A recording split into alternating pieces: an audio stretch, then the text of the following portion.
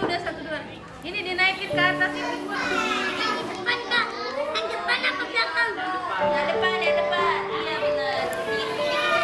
Karena orang tuanya kan nggak begitu mampu, jadi dari sekolahnya yang gratis. Terus anak supayanya pintar, bisa belajar di sekolah. Menurut saya sih bagus, jadi ada kemampuan anak saya bisa belajar, bisa membaca, nulis, membaca ayat-ayat pendek bisa. Saaja ini berdiri di tahun 2002. Saaja adalah sebagai bentuk kepedulian dari seorang Ahmad Farid Fakih terhadap dunia pendidikan, terutama dunia pendidikan untuk anak-anak usia dini dari keluarga prasejahtera maupun dari keluarga masyarakat marginal. Jadi sebelum Saaja berdiri ini, di awal tahun 2000 kita membuat sekolah namanya Sekolah Rakyat Miskin atau SRM yang berada di wilayah Pedongkelan. Jadi memang waktu itu masyarakatnya semua rata-rata itu anak-anaknya turun ke jalan, dalam artian mereka membantu orang tuanya mencari nafkah dan sama sekali memang tidak mendapatkan kesempatan untuk belajar atau mendapatkan pendidikan. Melihat dari situ almarhum Farid Fakih membayangkan bagaimana 20 tahun ke depan, 10 tahun ke depan kalau generasi ini semua berada di jalanan. Kemudian di tahun 2000 almarhum membuat lagi sekolah SAJA di daerah Penjaringan, bawah tol Jembatan Ancol. Jadi memang cita-cita almarhum ini adalah ingin mendirikan sekolah-sekolah bagi anak-anak dari keluarga marginal ini di seluruh DKI, terutama DKI Jakarta. Jadi memang sama semuanya, masa memang tingkat daya tangkapnya anak-anak itu setiap anak itu memang beda-beda. Tapi ada yang memang cepat dia menangkapnya, ada juga yang agak lambat. Apa? Oh, wah ini huruf apa dia? Tapi bagaimana kita mengajarkan mereka pun juga tidak tidak berpatokan mengenalkan seperti misalkan mengenalkan huruf itu tidak hanya A bentuknya seperti ini, tapi tetap kita kenalkan juga dengan misalkan ayam hurufnya, huruf depannya apa.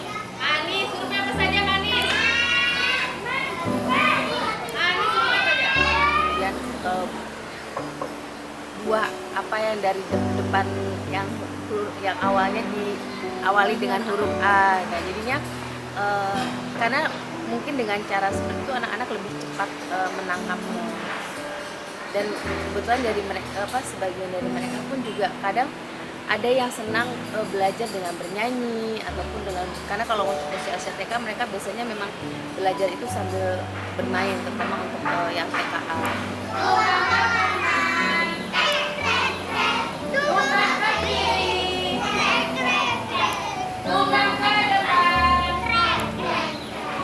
Karena kalau misalkan memang harus saklek menulis ataupun hanya mewarnai saja, mereka juga ada waktunya mereka memang jenuh. Mungkin yang membedakan adalah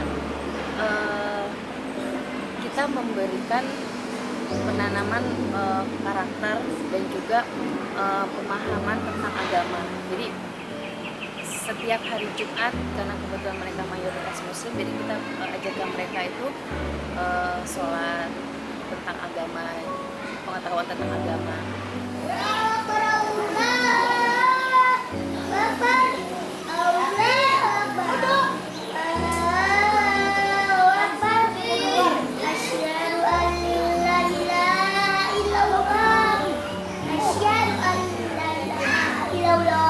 Keterampilannya memang walaupun keterampilannya itu memang kadang tidak diisi sama guru ya, tapi diisi sama teman-teman relawan atau komunitas yang berinteraksi sama anak-anak.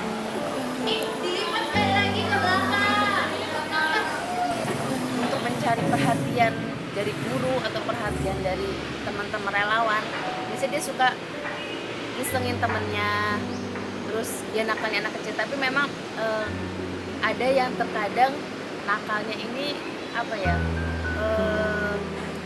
melebihi dari seumur batas umurnya mereka. Jadi biasanya itu faktor dari lingkungan tempat tinggal mereka maupun dari lingkungan keluarga.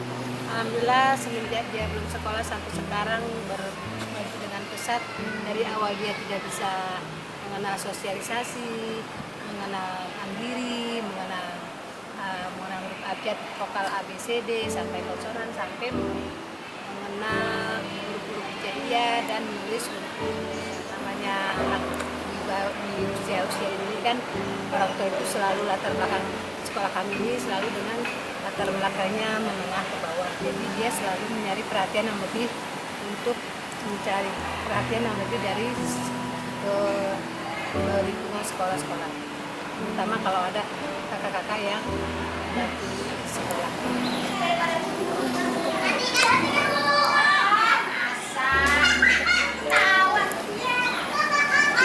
Saya dan kelompok saya dan teman-teman saya di sini tujuannya untuk menanamkan nilai-nilai moral ke teman-teman dari di Saja yang bersekolah di Saja, supaya nantinya setelah mereka besar mereka bisa bersosialisasi dengan masyarakat dan tidak dianggap nakal oleh masyarakat.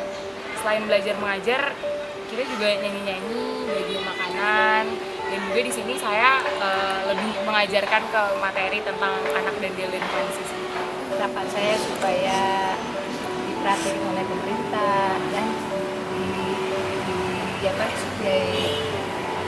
supaya anak kita selalu menjadi anak-anak yang soleh dan soleha dan selalu menjadi kemandirian yang selalu mandiri dan sukses. Biar ada terus ini, biar nggak kena busuk. Biar tetap sekolah ya, biar tetap sekolah anak-anak bagi orang tuanya nggak mampu, biar lanjut terus. Harapannya ke depan ya Saja bisa lebih paling tidak bisa mendapatkan juga apresiasi dari terutama dari dinas pendidikan maupun dinas terkait, karena memang terkendala dengan domisili sekolah. Badai Tuhan telah berlalu, salahkah ku menuntut mesra? Tiap